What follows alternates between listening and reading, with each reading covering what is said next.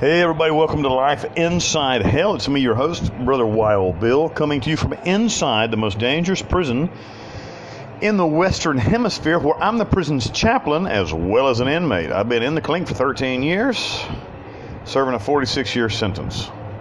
And this is my audio diary.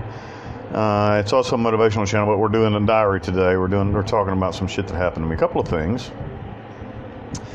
I don't remember if it was yesterday or the day before. I think it was yesterday that I talked about Fruit Loops. I was having a nostalgic moment. Well, in just a minute, I'll show you. I have acquired a bag of Fruit Loops. And I'd like to discuss those Fruit Loops with my loyal listeners. And then afterwards talk about some really good fucking news that is like the best news so far. And why it's important. Anyway, so the Fruit Loops, as you can see in the bag, that it should be coming up right now on the screen. It's a 3-pound bag, 1.5 kilogram bag of Fruit Loops, a huge thing. They taste very good. I ate a bowl of them. I didn't go ape shit with them. I didn't eat like a huge amount, but I ate a bowl of them earlier. They were, maybe an hour ago. They were good, and they taste good. But holy shit, they're hard to eat. Like my jaws were really tired and my mouth was kind of cut up after it. I think the next time I eat a bowl of them, and they are good, I like them. I felt good about eating them. But I think that the next time that I eat a bowl of these knockoff Fruit Loops, I will put them in the milk and let them sit for about 10 minutes before I try to eat them. Because, man, I don't know, they put cement in them, I think, with the with the chemicals and the shit in them. They put little cement in there, So, anyway, that was that. Now, the good thing. Let's talk about the good thing. Fruit Loops and good shit. All right, well, that was the Fruit Loops, and it was pretty good, too. And here's the good shit. So, at 5 o'clock on the dot today, I was done with work, waiting. They come and close us in at 5:30, and I was watching the boys play, soccer, football, with this little bitty indoor ball that we have, and we have a very small area. It's like you'd have to see them play football in here, because soccer in here, because they call it, if you're an American listener, if you didn't know this, and maybe you don't, the whole fucking world calls soccer football. And, we call football like American football, but the whole fucking world calls soccer football. So that's, be aware of that. And so from here on out, when I speak of football, I'm talking about soccer. Anyway, they play football inside here, and and it's a concrete floor that's very rough, and there are concrete tables everywhere. And so they play the damn shit around the tables and everything. There's lots of bloody shins and bloody knees in here when they play football. And so I tried to play with them. I ain't no good. I think you got to grow up playing it. I'm pathetic is the right word. Anyway, so I played American football growing up. I don't know nothing about no soccer. Anyway.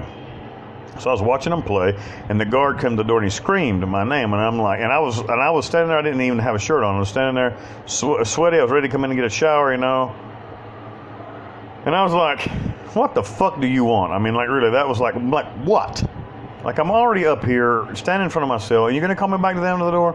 Motherfucker. So I come downstairs, and he's like, "Hey, listen to me." He says, "Holy shit, they're asking for the letter again, but they want it different." And I'm like, "What?" If you haven't heard before, when they ask you for the letter, that's when you say where you want to go, where you want to get your transfer to.